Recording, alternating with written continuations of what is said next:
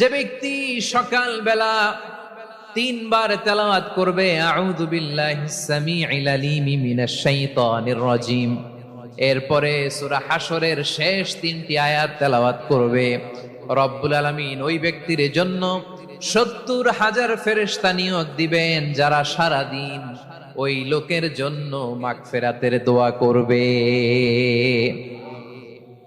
শুধু এখানেই শেষ নয়, বিশ্বনবী ফরমান ওয়া ইন মাতা ফি যালিকাল ইয়াউমি মাতা শাহীদান, ওই দিন যদি ওই ব্যক্তিটা ইন্তেকাল করে সে শহীদ হয়ে কিয়ামতের দিন আল্লাহর সামনে দাঁড়াবে।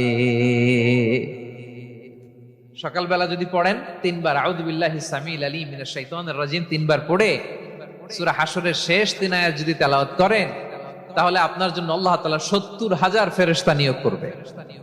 সারা দিন তারা আপনার জন্য মাগফিরাতের দোয়া করবে।